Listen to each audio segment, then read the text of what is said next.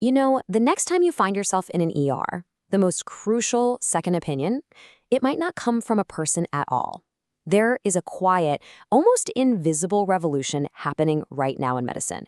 It's like a digital ghost in the machine, and believe it or not, it's already helping make life or death decisions, so let's pull back the curtain. And I mean that pretty literally.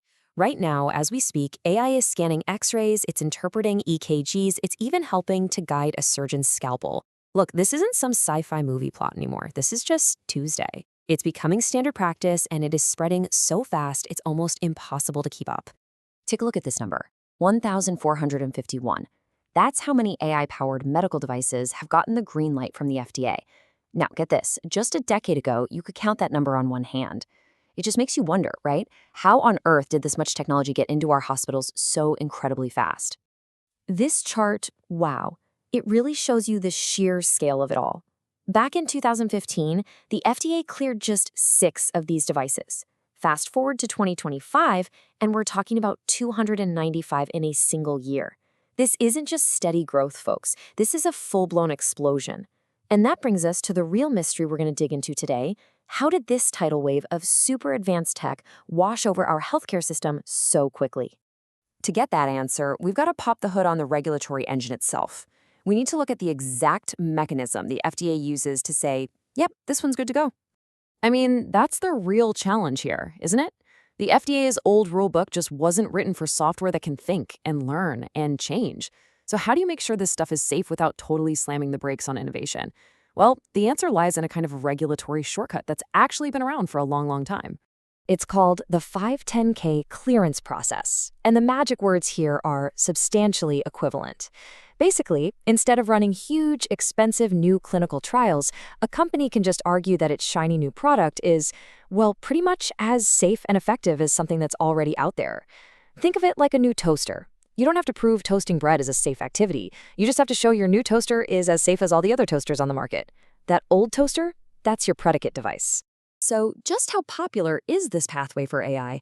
This chart is, frankly, staggering. 97%. 97% of all AI medical devices have used this shortcut. It's the secret sauce to their lightning-fast rollout. But as we're about to find out, that speed, it comes with a price. Because here's the thing, when you spend all your time proving you're similar to something old, you can create a huge blind spot, a real evidence gap for something that's truly new.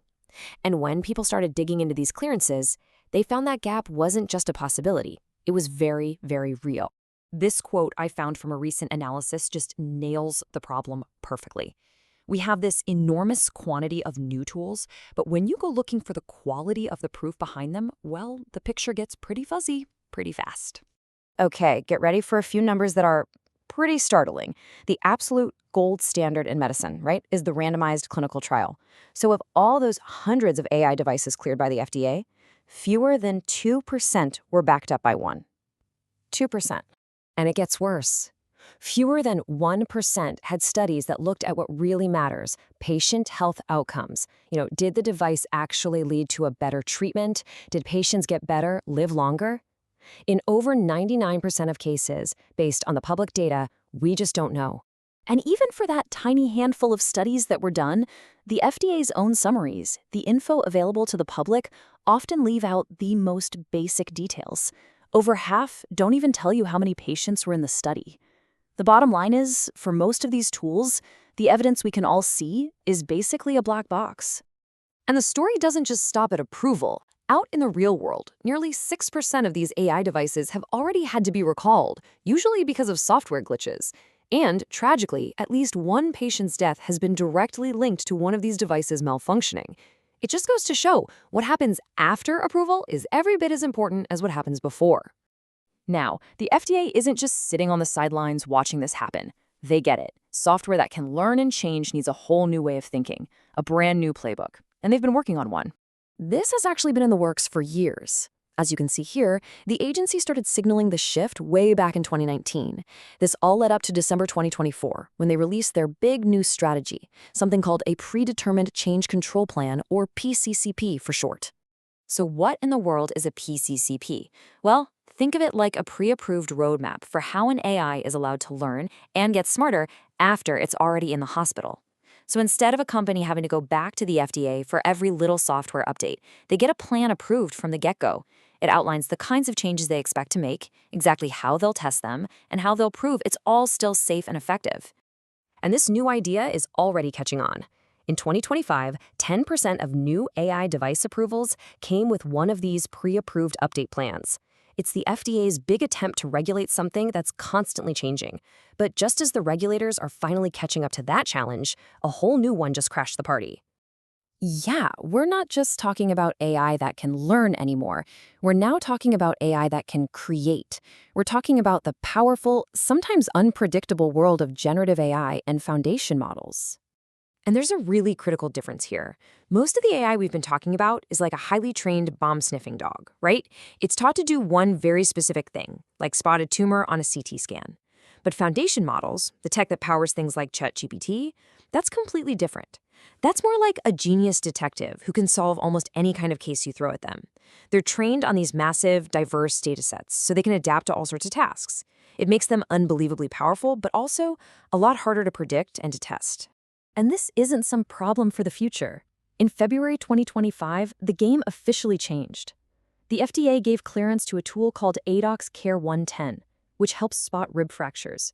It was the very first time a device running on a foundation model got approved for real-world clinical use.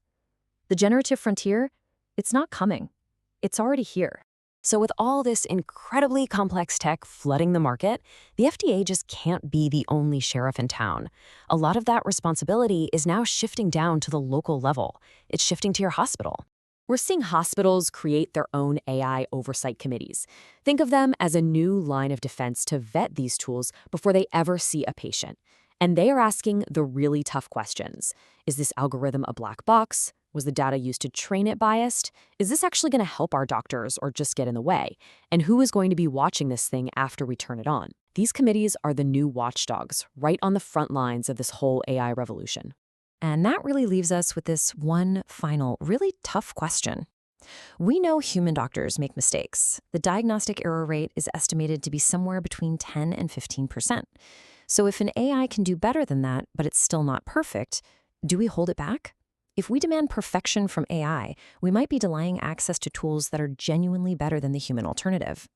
It's the ultimate balancing act between progress and precaution, and it's a question we're all going to have to start thinking about.